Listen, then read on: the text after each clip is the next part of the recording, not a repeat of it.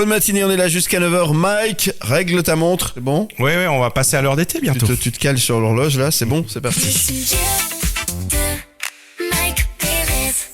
Et samedi prochain, on va changer d'heure. La nuit de samedi à dimanche, je crois que c'est vers 2h, on change À d'heure. 2h, il sera 3h. À 2h, il sera 3h. Voilà. On perd une heure. On perd une heure. Enfin, peut-être qu'on la gagne en fait. On perd une heure, on a une heure de moins de sommeil. On la gagne d'une certaine manière, parce que c'est vrai que ce qui est sympa quand on passe à l'heure d'été, Ouais. c'est que ça nous rallonge la journée en quelque sorte. C'est-à-dire qu'il fait jour plus tard. Ouais, c'est mieux. Voilà, là J'aime bien. actuellement il fait jour déjà jusqu'à 6h, 6h30 environ. C'est ça. Voilà, effectivement, à 7h, 7h30, il fera encore jour. Donc Pied. ça va nous permettre de profiter un tout petit peu plus longtemps des terrasses, pour autant que la température nous le permette. C'est autre chose. Hein. L'inconvénient, c'est que si tu pars tôt le matin, il faisait jour ces temps, et puis tout d'un coup, la semaine prochaine, il va faire nuit Ouais. de nouveau. Mais c'est pas grave, ça. On s'en fout. C'est pas Tu vas grave. pas sur ta terrasse le matin. Non, rarement. Donc voilà, on le sait, le changement d'heure, et comme tu le dis, hein, on sait jamais s'il faut avancer ou reculer. Donc oui, on avance au mois d'avril, comme je le disais en introduction, même si on est au mois de mars, et on recule en octobre. Octobre. Recule. Recule. Donc on recule, effectivement. C'est comme ça qu'il faut s'en rappeler. C'est ça. Donc ça a été introduit, on le sait, il y a déjà de nombreuses années. On avait évoqué, tu te rappelles, hein, on avait évoqué l'abolition de ce changement d'heure. Avant le Covid, oui. Tout à Ouais, fait. c'était juste avant le Covid, c'était à bout touchant. Ouais. D'un coup, il y a eu le Covid et on a eu d'autres préoccupations, hein, Ouais. tu me diras. Ouais. Et depuis, c'est resté dans le tiroir et on n'a Sur plus jamais l'oubliette. reparlé de cette histoire. Ouais, mais est-ce que ça sert encore à quelque chose? Parce qu'à la base, c'était pour faire des économies d'énergie. Exactement. Mais aujourd'hui, ça n'a plus de sens, quoi, en fait. Hein. C'est la question que beaucoup de gens se posent, c'est de savoir si vraiment ça amène vraiment quelque chose, en sachant que il y a quand même quelques inconvénients, on le sait, hein, il y a des études qui le prouvent, il y a un impact quand même sur l'humain, hein, parce qu'en fait, on a recensé qu'il y avait de la fatigue, des troubles du sommeil, une baisse de concentration chez les personnes après le changement d'heure, hein, dans les deux sens, hein, que ce soit pour le passage à l'heure d'été comme le passage à l'heure d'hiver. Mais l'heure d'été, en fait, elle est même plus impactante parce que là, elle crée vraiment un décalage plus important entre notre horloge interne et puis l'heure solaire telle qu'on la ressent vraiment, quoi. Ouais. Donc il y a des études qui ont été faites et c'est pas juste une sensation, c'est pas juste une impression, hein, c'est réel. On a même remarqué qu'il y avait une hausse des accidents de la route et même une augmentation des crises cardiaques juste après la transition. Donc Mais faites non. gaffe à vous, ouais, c'est très sérieux. Oh, merde. Donc faites gaffe à vous, le conseil qu'on peut vous donner, c'est de décaler progressivement son heure de coucher de 15 minutes, hein, tous les 2 jours dès maintenant. Comme ça, quand vous arriverez au week-end, vous aurez déjà créé ce décalage d'une heure. Les enfants sont souvent les plus sensibles aussi à ça. Donc voilà, 2-3 petits conseils. Il faut s'exposer aussi dès le réveil à la lumière du soleil, dès que tu le peux. Comme ça peut aussi aider ton corps à s'habituer à cela. Et puis oublie pas de régler tes montres. Effectivement, aujourd'hui, c'est ça. Bon, ça se fait automatiquement. ouais, nos téléphones et tout ça, tout se fait automatiquement, mais souvent Sauf ta Rolex. Hein. sauf la Rolex et puis l'horloge du micro-ondes. oui, ça. Alors ça, puis tu te rappelles jamais comment ça marche. Voilà. Celle du micro-ondes et puis du four. En règle générale, celle-là, il faut la faire à la main. Ah, ça, c'est du vécu, ça. Non, quand t'as des petits enfants, c'est compliqué de leur dire d'aller au lit parce que c'est l'heure, et puis nuit, il fait encore jour. Enfin, Exactement, ils comprennent pas. Ah, Ils oui, comprennent pas. C'est super emmerdant, ça, effectivement. Bon, alors on peut faire un petit sondage. Tiens, vous êtes plus pour l'horaire d'été ou l'horaire d'hiver? Donnez-nous votre avis au 079 394 52 50 par WhatsApp. 079 394 52 50. On se fait un petit sondage comme ça, juste pour rigoler. Vous êtes plutôt été ou plutôt hiver pour l'horloge, hein? Moi, je préfère l'heure d'été. Ah, moi aussi. Clairement. Ah, bah, alors, Clairement. clairement. Ah, moi aussi, hein.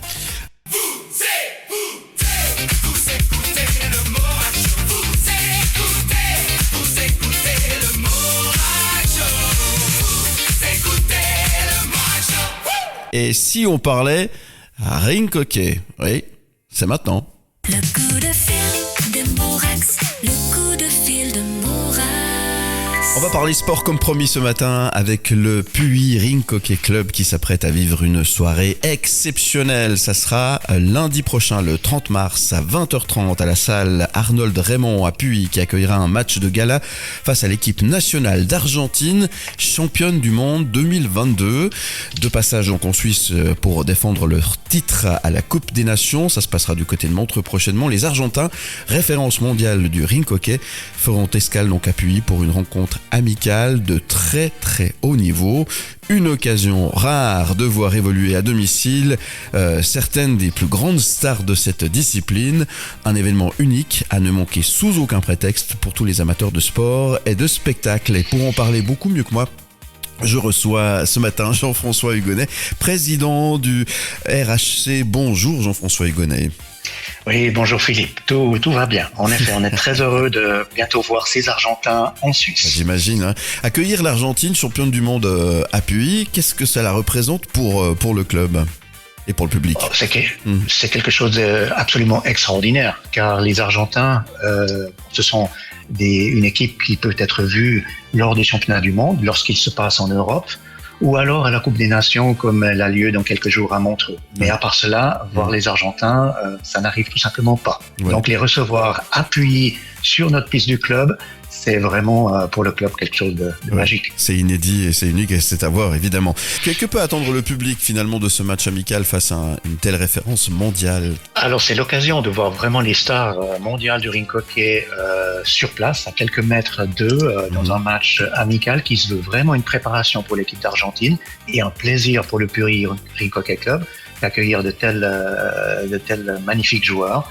Et puis, c'est clair qu'ils verront du beau jeu tel que le hockey pratiqué au top niveau international. Donc là, c'est une chance inouïe. Est-ce que ça peut être aussi une source d'inspiration finalement pour les jeunes joueurs du club? J'imagine que oui. Alors oui, bien sûr. Alors pour les jeunes joueurs, on les a déjà encouragés. De même qu'on encourage nous-mêmes le club depuis à tous nos joueurs, nos entraîneurs et les parents d'aller aussi à la Coupe des Nations, finalement de voir du beau hockey au niveau international, au top niveau. C'est comme ça qu'on enrichit sa capacité de vouloir en faire d'une manière différente. C'est une émulation pour les jeunes, tout simplement. Enfin, pourquoi le public ne doit-il surtout pas manquer ce grand rendez-vous avant la Coupe des Nations à Montreux, justement? Alors, je dirais que c'est un bon moyen c'est presque les vacances scolaires, finalement. La Coupe des Nations. C'est vrai. La Coupe des Nations de Montreux démarre 2 ou 3 jours après. Donc, c'est l'occasion pour le club, pour notre première équipe, de jouer contre l'Argentine. Et puis, pour les spectateurs de la région de Lausanne, de voir cette équipe chez elle, dans la région lausannoise, c'est tout simplement merveilleux. Bon, c'est noté en tous les cas. Merci Jean-François Hugonnet d'avoir été quelques minutes avec nous. Le dernier mot, alors si on veut venir, il faut venir à quelle heure? C'est à 20h30 le match? Alors je dirais que le match a lieu en effet à 20h30. D'être sur place à 19h30, c'est idéal. Rendez-vous lundi 30 mars, 20h30, salle Arnold Raymond du côté de Puy pour aller voir ce match amical entre le Puy RHC et l'équipe championne du monde d'Argentine. Voilà, à très bientôt, merci beaucoup et belle journée. Merci.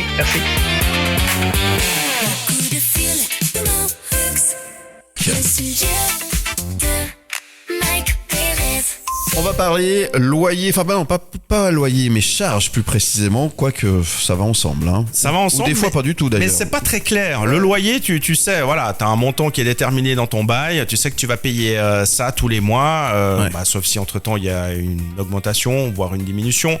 Mais les charges, c'est souvent quelque chose de très aléatoire. Et la première chose à observer, c'est est-ce que tes charges, c'est un montant fixe, forfaitaire, ou est-ce que c'est calculé en fonction de ta réelle consommation? Parce qu'en fait, ça, c'est quelque chose que tu dois clairement définir avec ton bailleur, que ce soit la gérance, le propriétaire, qui que ce soit, auprès de qui tu loues ton bien immobilier. Donc, il faut savoir si tu payes un montant forfaitaire et qui est déterminé et puis tu payeras tous les mois la même chose, peu importe donc ta consommation, ou si il y a un décompte qui doit être établi, en sachant que là au milieu forcément il y a des on va dire il y a des montants qui sont fixes, hein, quand tu dois payer les frais d'entretien, le salaire du concierge ou des choses comme ça. Et puis là au milieu, il peut y avoir effectivement le chauffage par exemple, hein. C'est clair que si toi t'es économe et puis que tu fais attention à pas trop chauffer, si tu payes on va dire au décompte, tu as tout intérêt à faire d'autant plus attention et à pas gaspiller, je dirais, ton chauffage chez toi. Alors, de manière générale, on va te dire de ne pas gaspiller ton chauffage, même si tu es au forfait. Mais disons, c'est la première chose à laquelle tu dois faire attention. Est-ce que tu as un forfait ou bien est-ce que tu as un décompte? Faut aussi voir qu'est-ce qui figure dans les charges, exactement. Je t'ai parlé du concierge, il peut y avoir l'électricité des espaces communs, il peut y avoir l'entretien de l'ascenseur ou des espaces extérieurs aussi. Et là, tu dois aussi définir, mais est-ce que c'est vraiment à moi de payer ce genre de choses et pas finalement, est-ce que ça ne doit pas rentrer dans les frais généraux du propriétaire? C'est jamais simple. Donc, tu as le droit d'exiger un décompte détaillé, hein. Ça c'est clair, hein. Parce que même si tu payes au forfait, tu peux aussi te dire, attendez, est-ce que je paye pas trop mon forfait? J'aimerais quand même savoir exactement combien je devrais payer normalement. Pas que tu sois beaucoup trop haut et puis qu'au final, en fait, tu aies l'impression de te faire plumer, quoi. Donc là, dans ces cas-là, tu as aussi toujours le soutien. On connaît l'ASLECA, qui peut effectivement répondre à plein d'interrogations, plein de questions. Donc, il ne faut pas hésiter à consulter des spécialistes. Aujourd'hui encore, sur des forums, l'intelligence artificielle peut aussi t'apporter quelques éléments de réponse sur la base de la jurisprudence et de ce que l'on peut trouver comme témoignage. Mais mon conseil, c'est vraiment de faire attention à tout ça, puis de se dire, tiens, là, je suis pas convaincu, je suis pas sûr. Autant se doute et pose des questions, et comme ça tu dormiras tranquille. N'hésitez pas à donner votre avis sur ce sujet des charges. C'est vrai que c'est toujours un peu prise de tête, c'est pas toujours des bonnes surprises d'ailleurs, c'est rarement des bonnes surprises. Réagissez, envoyez-nous vos réactions par WhatsApp 079 394 52 50.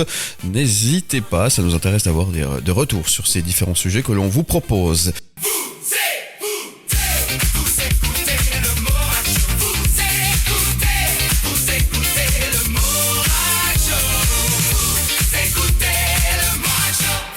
Bonjour Vanille. Bonjour Philippe, bonjour à tous. La chronique de Vanille. La chronique de Vanille, on démarre la semaine, on va parler vin et on va parler de vin suisse, je crois, c'est ça? Et bien sûr de cépages plus particulièrement Philippe. Ouais.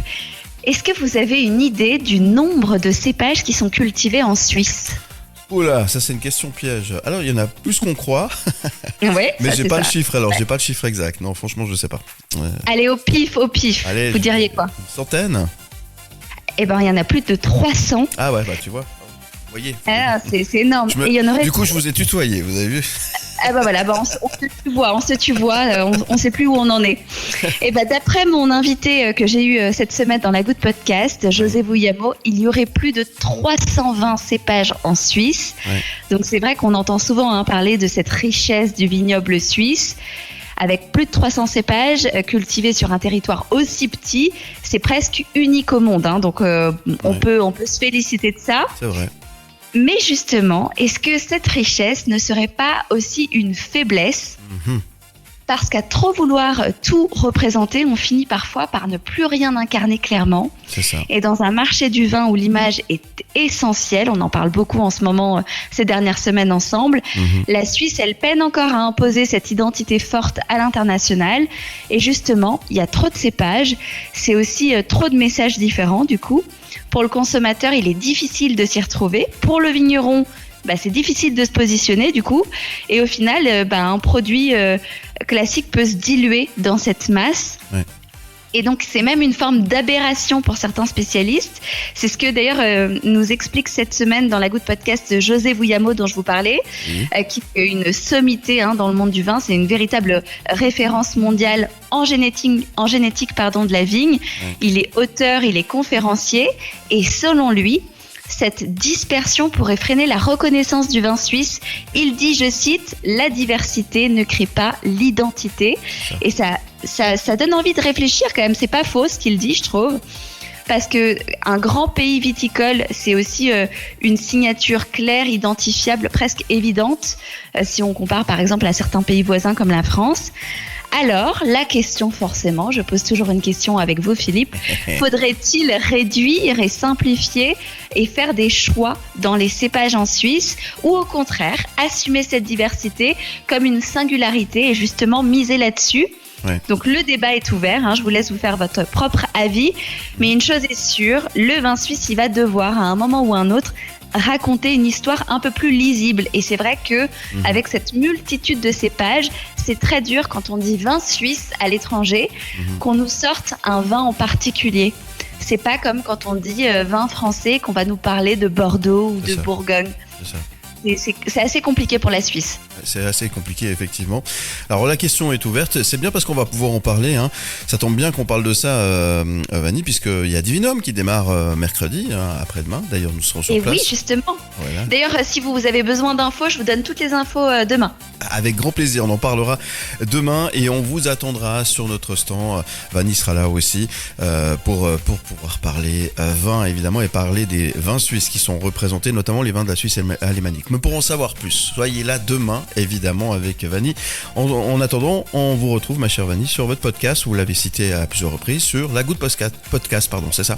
Exactement, c'est bien ça. Et justement, il y a José Vouillamo cette semaine, qui est hyper intéressant, qui répond à toutes mes questions. Donc, vous pourrez retrouver ça à partir de mercredi 18h sur La Goutte Podcast. C'est noté. Merci, Vanni. À demain. À demain. Le Morette Show, partout en Suisse romande, en DAB+.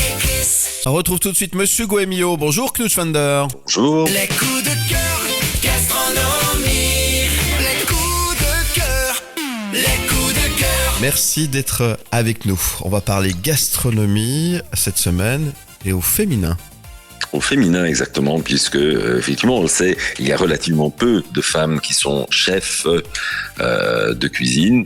Et je me suis dit, bah voilà, on va rendre visite à 5 de ces perles parce que elles sont brillantes, elles font des choses excellentes. Et puis, bah, la première, je vous laisse deviner qui pourrait être la première femme dont je vais parler. Est-ce qu'on en a déjà parlé ? On en a sans doute déjà. Tout le monde en a déjà Je pensais parlé. à Anne-Sophie Pic, mais je sais pas Alors, si... c'est pas Anne-Sophie Pic. Non, effectivement. Non, je me suis dit qu'il fallait quand même varier un peu le plaisir parce qu'Anne-Sophie Pic, qui fait des choses fantastiques, on l'a dit, mais elle est quand même plutôt à Valence. Et puis, en fait, à Lausanne, bah, c'est pas elle qui cuisine. Donc, c'est pour ça que je me suis dit, on va se concentrer sur des femmes en cuisine. Ok. Anne-Sophie l'est, mais à Valence. Alors, on va à B, je pense. C'est à Marie-Robert, exactement. Ah, voilà, vous voyez. Voilà, exactement, au Café Suisse, parce que Marie-Robert est une star avec sa chevelure rousse extraordinaire, son caractère exubérant, et puis sa cuisine qui lui a quand même valu d'être cuisinière de l'année du Gomio déjà en 2019. Ouais. Et il faut dire que chez elle, non seulement on se délecte, mais on s'amuse parce que cette jeune maman déborde de fantaisie et d'imagination. Elle a compris avant beaucoup d'autres que la cuisine du 21e siècle, il faut qu'elle soit événementielle. Et puis, je pense qu'elle fait ça très très bien. Donc à chaque carte, le Café Suisse, qui est donc un vieux café avec une sorte d'escalier qui ressemble à celui d'un saloon des westerns, elle change de décor parce qu'elle l'a d'ailleurs complètement rénové il y a maintenant 2 ans, je crois. Donc ça ressemble pas du tout à un saloon, hein, je précise, mais c'est juste cet escalier qui me faisait penser à ça. Au Pays des Merveilles, apparemment. On est au Pays des Merveilles et ça change donc avec chaque carte. Elle refait tout le décor et ça va des sets de table en faux gazon à des projections d'elle déguisée en personnage, en Alice au Pays des Merveilles contre les murs. Tout ça au fil des saisons et puis des thèmes qu'elle choisit. Donc on mange dans un univers de contes de fées. Et qu'est-ce qu'on mange ? Eh bien, on mange des choses tout à fait remarquables puisque Marie-Robert, néanmoins, fait une cuisine qui est fantaisiste, mais très attachée à une vraie tradition culinaire. Donc, elle fait pas n'importe quoi. Alors, effectivement, elle va faire des trompe-l'œil. Je me souviens d'un trompe-l'œil de tomates absolument épatant. Je veux dire, c'est tellement beau, tout rouge et tout. Et puis en fait, c'est pas du tout une tomate. Mais donc il y a ce côté magique, mais en même temps, il y a aussi des choses très très concrètes. Donc on a des très belles viandes, on a des très belles, on a des légumes, tout ça vient de la région en général, pas les poissons de mer évidemment, mais les autres oui. Et puis actuellement la thématique c'est Mission Impossible et je ne sais pas si vous avez fait un tour sur YouTube, mais je vous conseille de le faire parce que elle a fait un lancement absolument fantastique d'elle sur le thème de Mission Impossible, donc la vieille série et puis le film un peu plus récent. Je pense que c'est très très rigolo. Vous pouvez le voir sur www.café-suisse.ch. Ça vaut la peine. C'est noté, on va aller faire un petit tour et ça nous a déjà ouvert l'appétit à cette heure-ci. Vous voyez comment Ah, tant mieux. C'est tant mieux. Et puis on fait un petit clin d'œil à Marie-Robert, évidemment. Merci Knut Fender. On se...